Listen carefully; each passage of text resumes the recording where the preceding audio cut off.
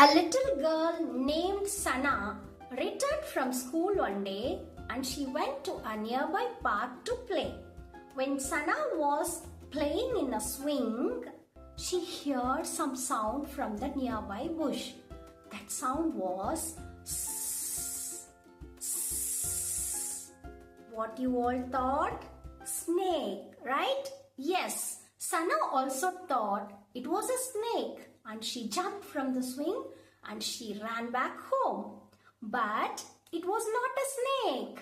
It was Sana's friend Adam. He hid behind a tree in the park and he made the sound sss to prank Sana.